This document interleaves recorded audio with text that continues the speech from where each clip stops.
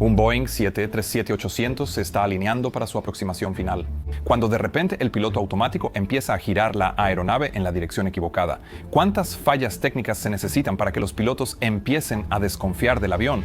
¿Y qué sucede cuando eso pasa? Mantente al tanto.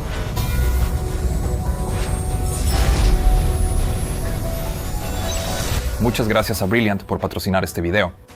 En la mañana del 30 de diciembre de 2016, una tripulación de Royal Air Maroc se preparaba para volar su Boeing 737-800 desde el Aeropuerto Internacional Rabat Saleh, en Marruecos, hacia el aeropuerto de París-Orly, en Francia.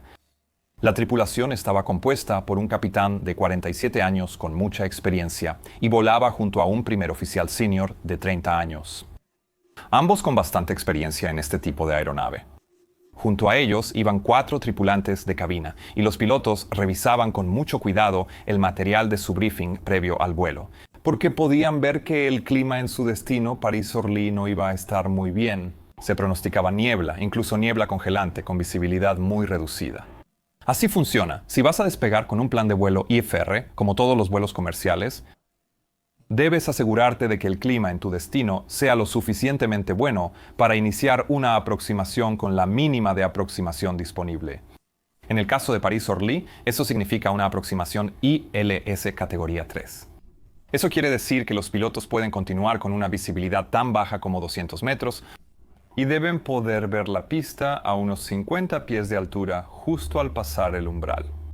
Pero también se necesita un aeropuerto alterno, y ese alterno debe tener condiciones climáticas incluso mejores. Si ese aeropuerto también permite aproximaciones ILS, categoría 3, entonces se necesita tener clima suficiente para realizar al menos una aproximación ILS categoría 1 en el alterno. Es decir, en lugar de 200 metros de visibilidad, ahora se requieren normalmente unos 550 metros. Si no hay una aproximación categoría 3 disponible en el alterno, entonces necesitas mínimos de aproximación no precisa. Estas reglas se han diseñado así para que si algo le sucede al avión con sus instrumentos, por ejemplo, cuando te acercas a tu destino, aún puedas desviarte y hacer una aproximación exitosa en el alterno. Ya que se supone que el clima es mejor allí, también puedes despegar hacia tu destino, incluso si el clima es peor que tu mejor ayuda de aproximación. Pero en ese caso debes llevar suficiente combustible para llegar a 2 alternos buenos, donde el clima sea mejor que el de la segunda mejor ayuda de aproximación. Pero esa mañana la tripulación vio que el clima era lo suficientemente bueno para volar una aproximación ILS categoría 3 en París-Orly, y que el clima en Lyon era algo marginal, pero seguía siendo mejor que categoría 1, lo que significaba que legalmente tenían las condiciones necesarias para ir hacia París. Pero como el clima era algo marginal, el capitán decidió cargar 1 tonelada más de combustible que el mínimo requerido. Eso le permitiría entrar y esperar en un patrón de espera. Por ejemplo, en caso de que hubiera demoras para entrar a Orly o si encontraban algún otro problema, tendrían un poco más de tiempo. Los pilotos continuaron con su paquete de briefing y revisaron sus NOTAMs. Los NOTAMs son una lista de elementos que podrían no estar funcionando correctamente en ruta, por ejemplo, ayudas a la navegación o en el aeropuerto de destino o alterno. Así que hay que revisar esa lista con bastante atención porque podría haber cosas que te impidan volar, por ejemplo, una aproximación ILS categoría 3. Pero no encontraron nada relevante, así que procedieron a dar el briefing a la tripulación de cabina y luego salieron hacia la aeronave. Mientras caminaban hacia la aeronave, decidieron que el capitán sería el piloto al mando para este primer tramo, y al entrar en la cabina, el capitán tomó el registro técnico de la aeronave. Revisarlo también es muy importante porque puede haber elementos ahí que impidan realizar ciertos procedimientos, por ejemplo, una aproximación ILS categoría 3, que requiere que ciertos sistemas estén operativos. El capitán revisó la lista de ítems diferidos, donde se registran todos los defectos actuales del avión, pero no había nada. Según el registro técnico, la aeronave estaba en perfectas condiciones. Ahora bien, lo que el capitán no sabía era que esta aeronave en particular había tenido bastantes problemas durante los 6 meses anteriores a este vuelo. En específico, había tenido fallas con la unidad de referencia inercial de datos aéreos del lado izquierdo, es decir, el ADIRU. El 737-800 tiene 2 ADIRUs. ¿Vale? Lo que hacen es reunir toda la información de las diferentes sondas externas del avión, como el tubo pitot, la sonda estática, sondas de temperatura, paletas de ángulo de ataque, cosas así. Pero también combinan esa información con la que proviene del sistema de referencia inercial o IRS. El sistema de referencia inercial es básicamente un conjunto de 3 giróscopos láser y 3 acelerómetros que actualizan continuamente la posición de la aeronave. Proporciona datos como rumbo, trayectoria, velocidad sobre el suelo, actitud, entre otros. Y envía esa información al ADIRU, que a su vez la combina con todo lo demás y la transmite a la computadora de control de vuelo de ese lado. Hay 2 ADIRUs, 2 computadoras de control de vuelo, y cada una está conectada a sus respectivas pantallas, normalmente junto con los directores de vuelo y los pilotos automáticos. Así que esta información es muy importante. Y si hay un problema con la información proveniente del ADIRU, entonces esa información errónea podría enviarse a las computadoras de control de vuelo que controlan el piloto automático y los directores de vuelo, los cuales le indican al piloto cómo debe volar la aeronave. El ADIRU izquierdo, el del lado del capitán, había sido reemplazado 2 veces en los últimos 6 meses porque enviaba información errónea y los pilotos recibían mensajes de falla durante el vuelo. Pero después de cada evento, los problemas no se podían reproducir en tierra cuando el equipo de mantenimiento los inspeccionaba, así que eran fallas intermitentes. El equipo de mantenimiento había recibido la aeronave con estos reportes por parte de los pilotos. En algunos casos habían reemplazado el ADIRU y en otras ocasiones no podían reproducir la falla, así que solo revisaban cuál había sido el problema. Intentaban aislarla y al no lograrlo se eliminaba el mensaje de error, el sistema pasaba las pruebas, funcionaba bien y se liberaba nuevamente la aeronave. También hubo otro problema en esta aeronave relacionado con una falla intermitente en la conexión entre el radioaltímetro derecho y la computadora de control de vuelo. Y nuevamente se trataba de una falla intermitente. Aparecía en un vuelo, luego funcionaba perfectamente durante 5 vuelos y después volvía a presentarse. El equipo de mantenimiento había reemplazado parte del sistema, pero nunca logró identificar exactamente dónde estaba el problema. Y como no había ninguna falla activa en esos sistemas, el equipo de mantenimiento liberó el avión, que según ellos estaba libre de fallas. Así que no había nada registrado en el log técnico, y realmente no había forma para que el capitán supiera que esta aeronave tenía ese historial. A menos que hubiera revisado muy atrás en el tiempo todos los reportes de fallas de los últimos 6 meses, cosa que no se le puede exigir. Y aunque lo hubiera hecho, como todos los problemas habían sido corregidos por mantenimiento, no había ninguna razón para creer que persistieran, así que los pilotos terminaron su preparación previa al vuelo. Embarcaron a sus 149 pasajeros, retrocedieron y comenzaron a rodar para el despegue. A las 07:46, el vuelo 780 Sierra de Royal Air Maroc despegó de la pista 03 en Rabat. El capitán retrajo el tren de aterrizaje, activó el piloto automático en modo Command A como de costumbre y continuó un ascenso normal hacia París-Orly. 1 hora después de iniciado el vuelo, apareció la primera señal de problema para la tripulación. Y se presentó en forma de un mensaje en la unidad de control de pantalla que decía IRS desviación izquierda. La tripulación no reconoció este mensaje, no lo habían visto antes. Y empezaron a buscar en sus manuales el significado del mensaje, pero no lograron encontrar ninguna referencia.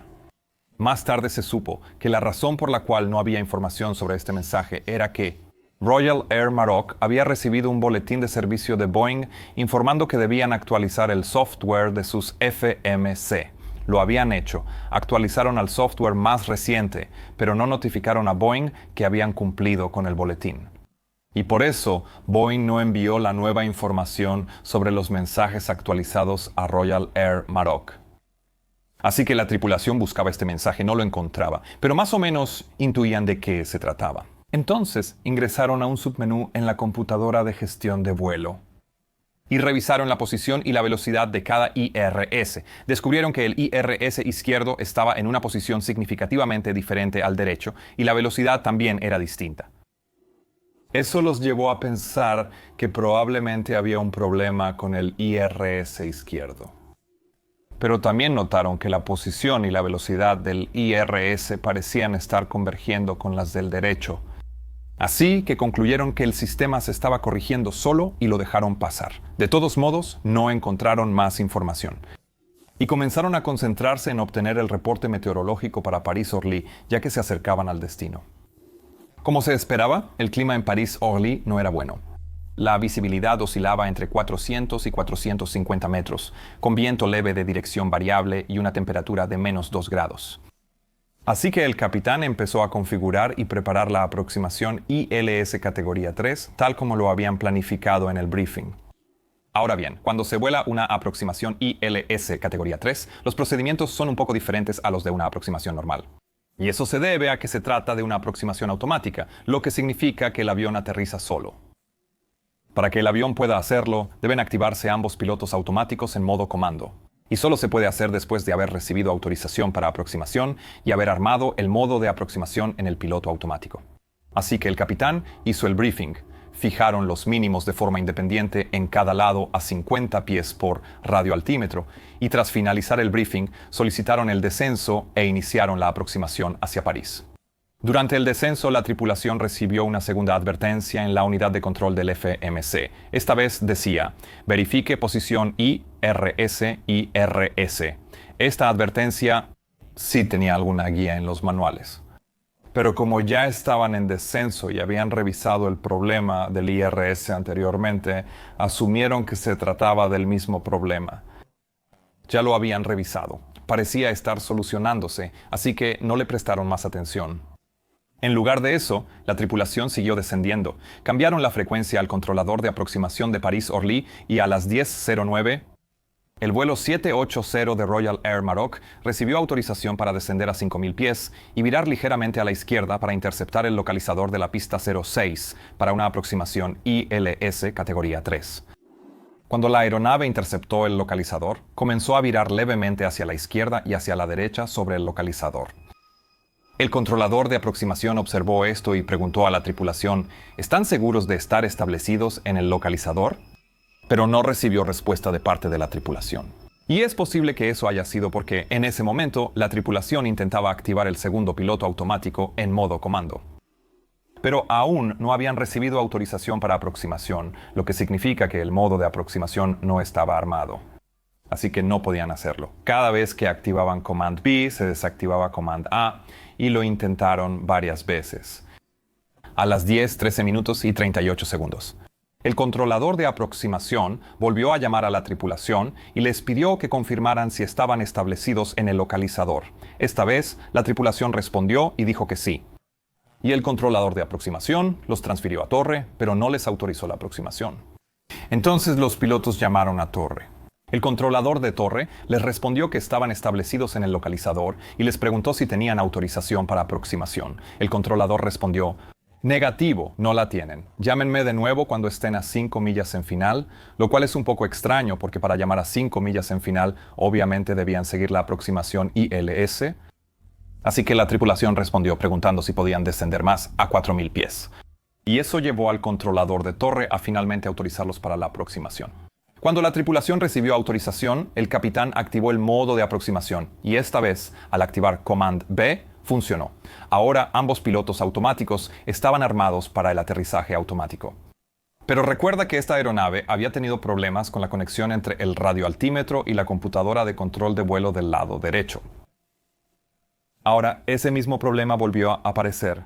Y como la computadora de control de vuelo del lado derecho no podía verificar que la información proveniente del radioaltímetro fuera correcta, desactivó Command B. Así que apenas el capitán activó Command B, se desactivó nuevamente.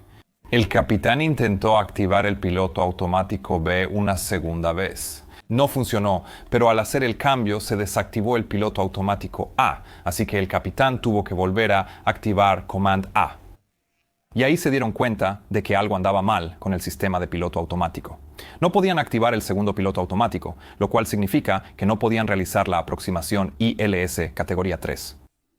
No había ninguna indicación de problemas en el lado del primer oficial, no había ninguna bandera del radioaltímetro ni nada por el estilo. Pero debían interrumpir la aproximación. Esto ocurrió a 3.250 pies, pero la altitud de frustrada en París-Orly era solo de 2.000 pies, así que ya estaban por encima de esa altitud.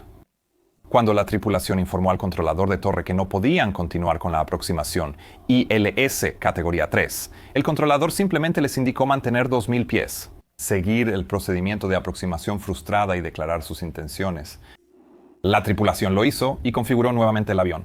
Inmediatamente se dieron cuenta de que el clima era demasiado malo para intentar otra aproximación en París-Orly. Tendrían que desviarse. Afortunadamente, como mencionamos antes, sabían que el clima, aunque algo marginal, era mejor en Lyon.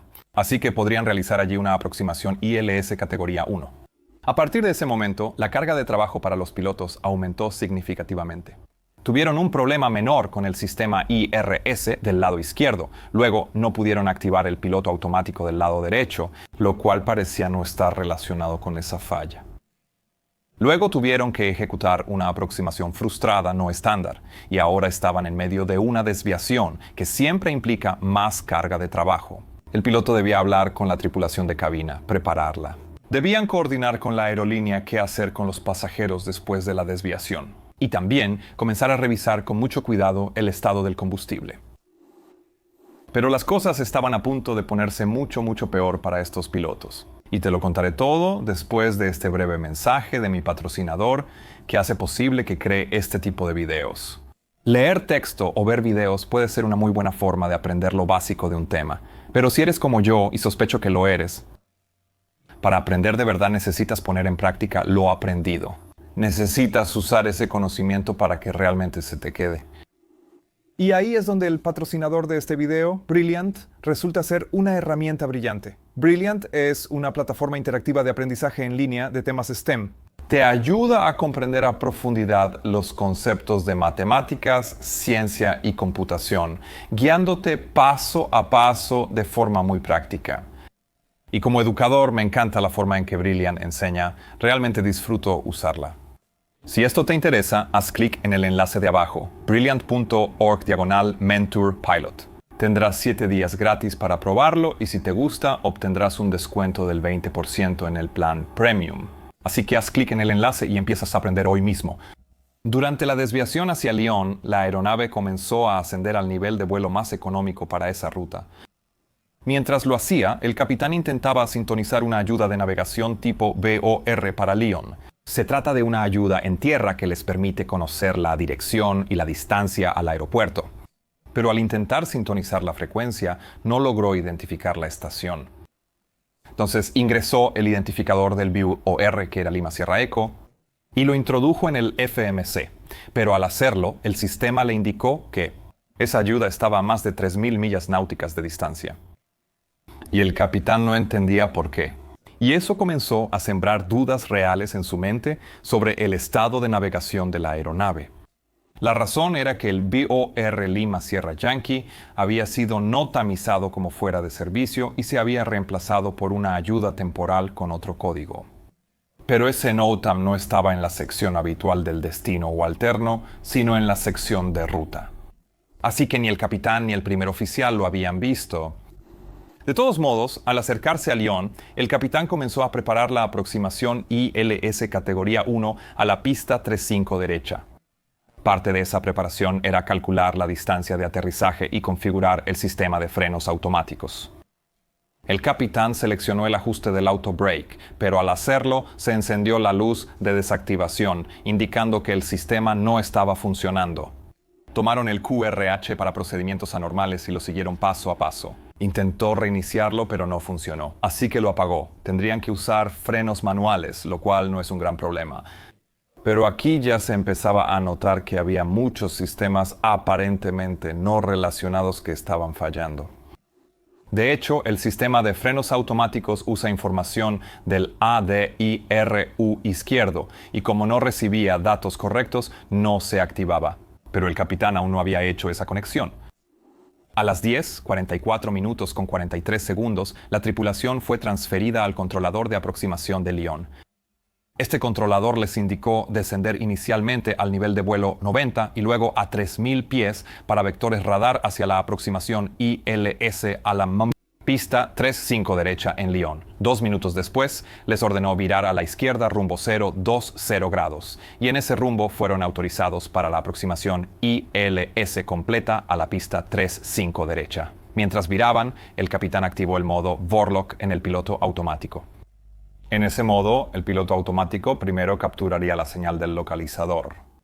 El capitán planeaba luego activar el modo de aproximación completo para capturar la senda de planeo y comenzar el descenso. También empezaron a extender flaps 1, flaps 5 y a reducir la velocidad. Cuando se acercaban al localizador, el controlador de aproximación los transfirió al controlador de torre de Lyon. Pero antes de que los pilotos pudieran llamar a torre, el localizador fue capturado. Los pilotos esperaban que el avión virara a la izquierda para alinearse con la pista 35 derecha, pero entonces ocurrió otra cosa. ¿Recuerdas esa pequeña falla que venía afectando el IRS izquierdo? Ahora esa falla comenzaba a afectar el ADIRU izquierdo, que enviaba señales erróneas a la computadora de control de vuelo que manejaba el piloto automático. Y en lugar de virar a la izquierda para interceptar el localizador, el avión comenzó a inclinarse 30 grados hacia la derecha, tomando rumbo 070 casi perpendicular a la trayectoria prevista. Al principio, los pilotos no hicieron nada, solo monitorearon el sistema. Y el capitán pensó que habían capturado el localizador equivocado, lo que aumentó aún más su desconfianza en la información mostrada en su pantalla de navegación. El piloto automático entonces pareció corregirse y comenzó a virar hacia la izquierda. Pero pronto, la computadora de control de vuelo del lado izquierdo se dio cuenta de que estaba recibiendo datos erróneos y desconectó el piloto automático, dejando al capitán volando manualmente una vez más. Pero ahora la aeronave estaba a 1,6 millas náuticas de la línea central, volando paralela a ella. El primer oficial contactó entonces a la torre de Lyon, pero al hacerlo ya estaban a 9 millas en final y a 1,6 millas al este de la línea central. El capitán se dio cuenta de que no lograría estabilizar la aproximación. Así que, una vez más, la tripulación informó que debía hacer una ida al aire. El controlador de torre lo confirmó y les indicó que, desde su perspectiva, ni siquiera parecían estar cerca de la señal del localizador. Y eso no hizo más que reforzar la percepción de la tripulación de que algo estaba muy mal con el sistema de navegación. Iniciaron la ida al aire, debían ascender a 5.000 pies, y el capitán seguía volando manualmente. Volaron más allá de los 5.000 pies de altitud mínima de aproximación frustrada y continuaron hasta 5.600, donde el capitán activó Command B, lo que inició un leve descenso de regreso a 5.000 pies.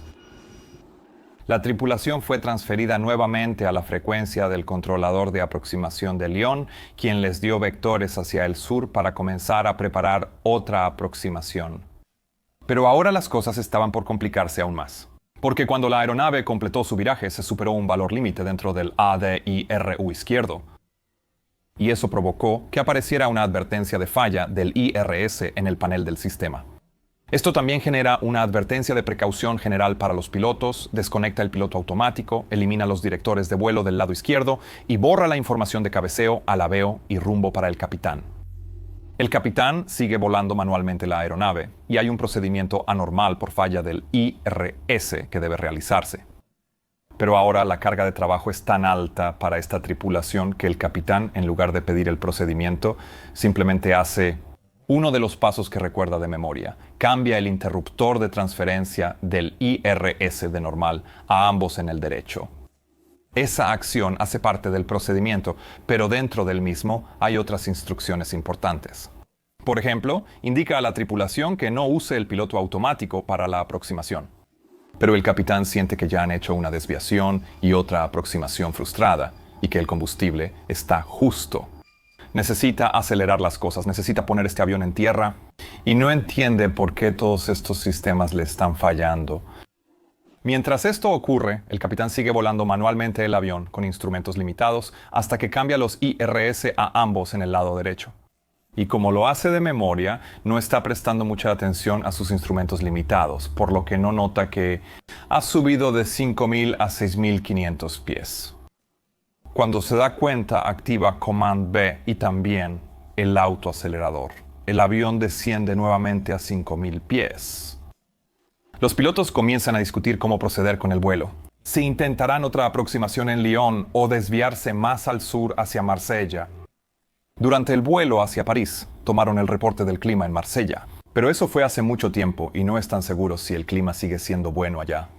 Revisan su sistema ACARS, que es el sistema de comunicación, dirección y reporte de aeronaves. Pero solo reciben un mensaje de ACARS sin comunicación, es decir, el sistema no recibe datos. Así que, como no saben cómo está el clima en Marsella, deciden intentar otra aproximación en Lyon. Pero sienten una presión de tiempo. No han revisado con detalle cuántas reservas de combustible tienen disponibles.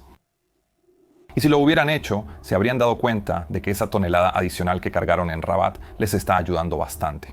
Les permitiría mantenerse en patrón de espera por casi 20 minutos antes de intentar la siguiente aproximación, y aún así aterrizar con más del mínimo de combustible de reserva.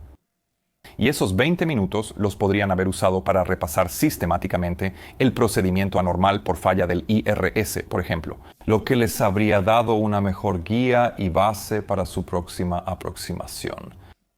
Pero eso no sucede. En cambio, la tripulación se prepara para una segunda aproximación rápida en Lyon. Y por el tono en sus voces a partir de ahora, se nota claramente que están muy estresados con la situación. Y lo entiendo perfectamente. No solo están bajo presión de tiempo, sino que ya hicieron 2 idas al aire en condiciones meteorológicas marginales. También están dudando de sus sistemas. Dudan si lo que ven en sus instrumentos es correcto y no entienden por qué siguen ocurriendo todas estas fallas. Así que la carga de trabajo en este punto debía ser enorme y a partir de ahora comenzará a afectar su gestión de recursos de tripulación. El hecho de que el capitán haya cambiado el selector de modo del IRS a ambos en el derecho ha restaurado la instrumentación en ambas pantallas primarias de vuelo. Pero el capitán decide que probablemente es mejor que el primer oficial vuele, ya que su instrumentación parece funcionar mejor. Así que le entrega los controles y él se encarga de las comunicaciones por radio. Llama al controlador de aproximación de Lyon y le informa que están teniendo problemas con su posición. Es la primera vez que alguno de los controladores se entera de los problemas técnicos que enfrenta la tripulación.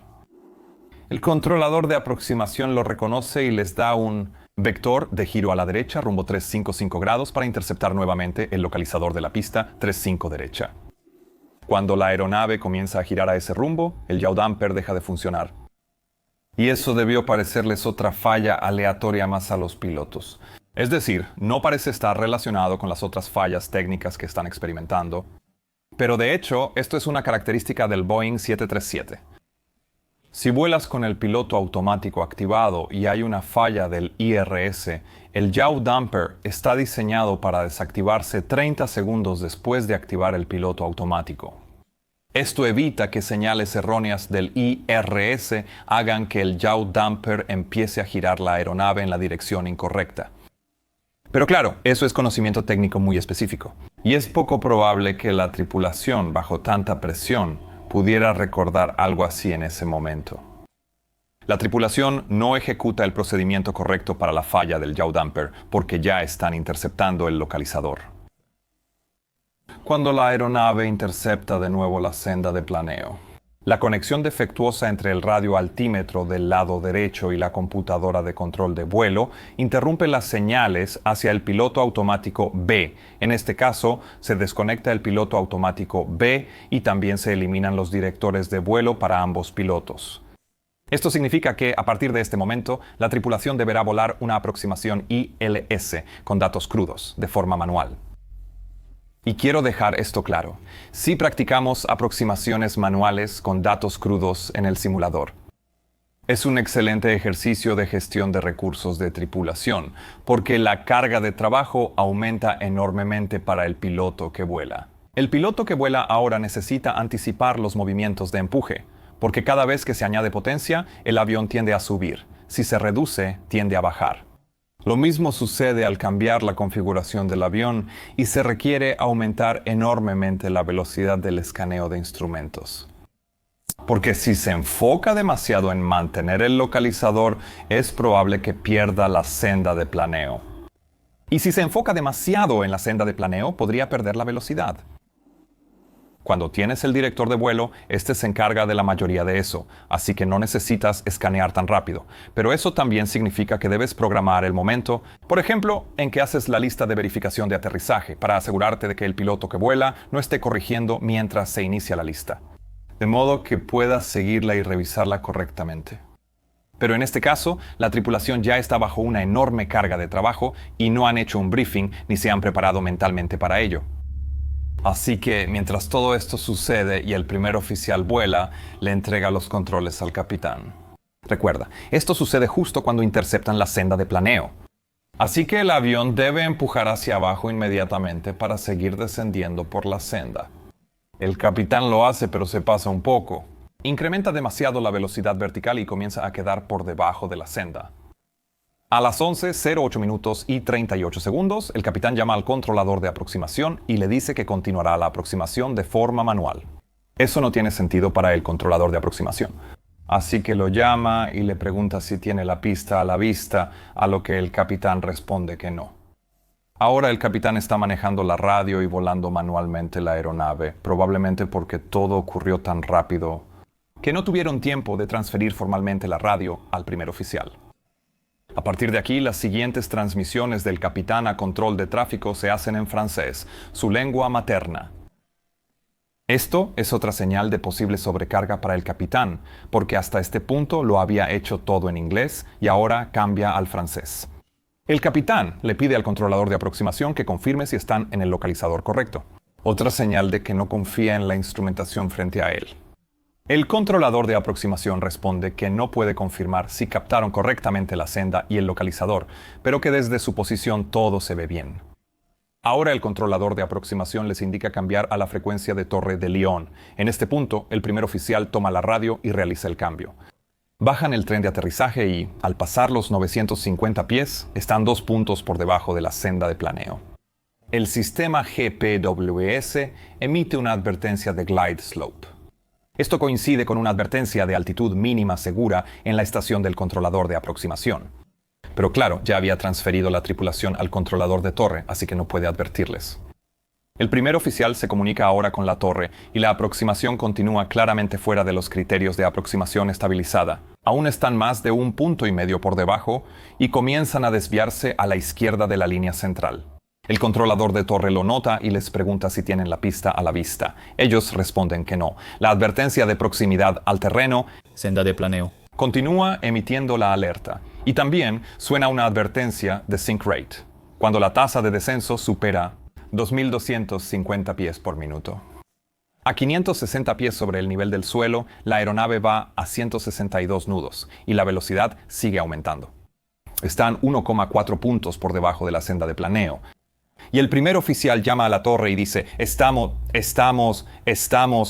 go around Air Maroc. Mientras dice esto, la aeronave sale por debajo de las nubes y los pilotos logran ver la pista. Se dan cuenta de que están entre la pista 35 derecha y 35 izquierda y que están volando muy, muy bajo. El capitán decide continuar la aproximación y desplazarse lateralmente hacia la derecha para alinearse con el localizador de la pista 35 derecha. A 400 pies aún no están en configuración de aterrizaje y van a 178 nudos. Mientras continúan la aproximación, el primer oficial vuelve a llamar a la torre y les informa que en realidad van a continuar. A 240 pies reciben una advertencia de terreno demasiado bajo del EGPWS. La torre los llama y les pregunta, ¿confirman que tienen la pista a la vista? A lo que la tripulación responde afirmativo. Continúan la aproximación y al descender por debajo de los 180 pies, aún están a 1 kilómetro de la pista 35 derecha. Reciben más advertencias de terreno demasiado bajo, pero aún así continúan con el aterrizaje. La tripulación recibe autorización para aterrizar y al pasar por 80 pies, seleccionan flaps 40 para el aterrizaje. 10 segundos después, la aeronave toma contacto con la pista 35 derecha.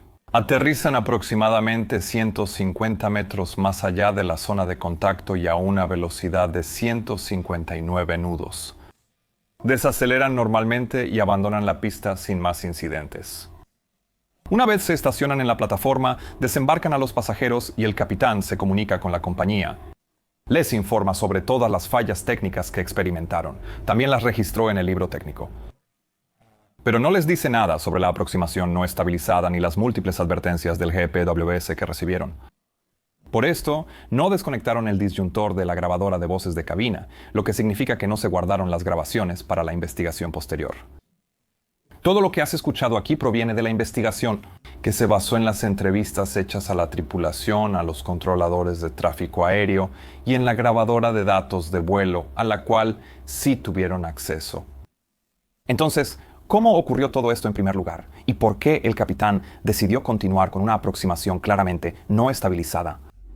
Pues bien, el equipo de investigación de incidentes aéreos revisó todos los datos disponibles y descubrió que había malas prácticas en la forma de reportar fallas técnicas en el libro técnico en Royal Air Maroc. Esto, a su vez, impidió que el Departamento de Mantenimiento pudiera seguir los procedimientos adecuados de aislamiento de fallas. Y eso permitió que estas dos fallas separadas llegaran al vuelo del incidente. Estas dos fallas luego afectaron al sistema de piloto automático, al director de vuelo, al amortiguador de guiñada, al sistema de frenos automáticos, de una manera que generó mucha desconfianza entre la tripulación y la aeronave. Esto, junto con la presión percibida por el tiempo, deterioró la gestión de recursos de la tripulación en la cabina a tal punto que el capitán solo quería poner el avión en tierra. Y eso fue lo que le dijo a los investigadores, que una vez vio la pista, escuchó que el primer oficial pedía un motor y al aire, pero él dijo, ya no quiero seguir volando este avión con estas fallas. Puedo ver la pista allá, solo voy a aterrizar y entregárselo a un ingeniero. Lo realmente increíble aquí es que, después de lo ocurrido, Royal Air Maroc llamó a un ingeniero de mantenimiento en línea para que atendiera el avión. Pero una vez más, no pudo reproducir la falla al encender y revisar el avión en tierra. Así que terminó siendo el mismo piloto quien voló el mismo avión ese mismo día, de regreso a París-Orly, donde recogieron a los pasajeros. Y luego volaron hacia Marrakech. En la aproximación a Marrakech, donde el primer oficial era el piloto al mando, una vez más se desconectó el piloto automático. De esta investigación surgieron varias recomendaciones. Algunas fueron dirigidas a Boeing por permitir que una falla del IRS afectara las computadoras de control de vuelo de tal forma que la aeronave pudiera desviarse de la trayectoria prevista. Pero también hubo observaciones para Royal Air Maroc sobre la forma en que los capitanes registraban las fallas en el libro técnico, que debía ser más preciso y cubrir todos los problemas que experimentaron. También hubo comentarios sobre cómo la tripulación manejó las fallas técnicas y el uso del QRH. A ambos pilotos se les asignó entrenamiento teórico en tierra y también 2 sesiones en simulador de 4 horas enfocadas en problemas con los sistemas IRS y en cómo volar aproximaciones con datos crudos de forma manual. Ahora, si quieres seguir viendo más accidentes e incidentes aéreos, mira este video aquí arriba. Espero que ya hayas visto y te hayas suscrito a mi nuevo canal Mentour Now, donde hago contenido más técnico sobre aviación. Si quieres apoyar el canal, considera hacerte parte de mi tripulación en Patreon. Es algo que valoro muchísimo. Que tengas un día absolutamente fantástico y nos vemos la próxima vez. Adiós.